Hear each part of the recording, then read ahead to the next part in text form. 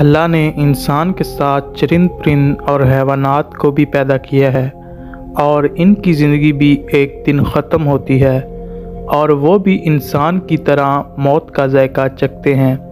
ناظرین، جانوروں اور پرندوں کی روح کو کون قبض کرتا ہے؟ اور کیا جانور اپنے قریبی ساتھی کے مرنے پر روتے یا ماتم کرتے ہیں؟ یہی آج کی ہماری اس ویڈیو کا موضوع ہوگا۔ ویڈیو میں آگے بڑھنے سے پہلے آپ سے درخواست ہے کہ ہمارے چینل ڈسکور دا نالج کو سبسکرائب کر دیں تاکہ جب بھی ہم کوئی نئی ویڈیو اپلوڈ کریں تو اس کا نوٹیفیکیشن آپ تک پہنچ سکے۔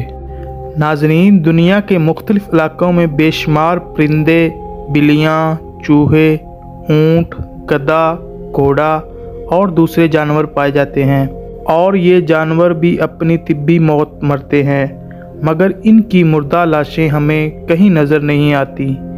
آپ نے حادثاتی طور پر مرنے والے جانوروں کی لاشیں دیکھی ہوں گی، مگر اپنی موت مرنے والے جانوروں کی لاشیں کہاں غائب ہو جاتی ہیں؟ ناظرین، یہی سوال حضرت امام جعفر صادق رضی اللہ تعالیٰ عنہ سے کیا گیا تو انہوں نے اس کی حیران کن وجہ بتائی ہے۔ وہ فرماتے ہیں کہ طبی موت مرنے والے جانوروں، پرندوں اور کیڑے مکوڑوں کو اللہ کی طرف سے اپنی موت کا پہلے ہی علم ہو جاتا ہے، اور وہ اس مقررہ وقت سے پہلے پہاڑوں، غاروں، کنووں اور درختوں کے کھوکھلے تنوں، زمین کے سراخوں یا گہرے گڑھوں میں جا کر بیٹھ جاتے ہیں اور وہیں وہ مر جاتے ہیں۔ ناظرین، جانوروں کی روح کو کون قبض کرتا ہے؟ کیا انسان کی طرح حضرت اسرائیل علیہ السلام ان کی روح کو قبض کرتے ہیں؟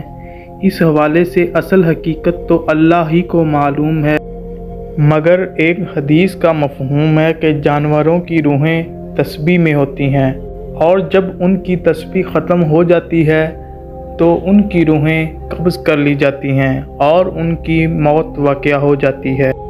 اس حوالہ سے مختلف روایات موجود ہیں۔ ایک روایت ہے کہ ایک فرشتہ اجنہ کی اور ایک شیاطین کی اور ایک فرشتہ پرندوں، مچھلیوں، کیڑے مکوڑوں کی روح قبض کرتا ہے، اور بعض روایات میں یہ بھی ہے کہ ہر ذی روح یعنی تمام مخلوقات کی روح قبض کرنے کی ذمہ داری حضرت اسرائیل علیہ السلام کے پاس ہے، اور وہی ان تمام مخلوقات کی روح کو قبض کرتے ہیں۔ ناظرین، اب بات کرتے ہیں کہ کیا جانور بھی اپنے پیاروں کی لاشوں پر ماتم کرتے ہیں؟ تو ایسے کئی مشاہدے سامنے آئے ہیں جن سے یہ ثابت ہوتا ہے کہ اکثر جانور اپنے ساتھی کے مرنے پر روتے ہیں۔ پرندوں میں کوے کے بارے میں مشہور ہے کہ کوا 10 دن بھی سوگ کرتا ہے۔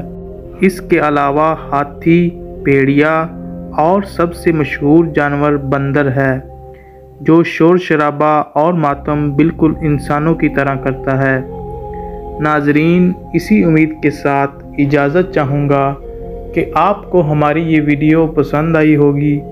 ملتے ہیں تاریخی اور معلوماتی ویڈیو میں، تب تک کے لیے اللہ حافظ۔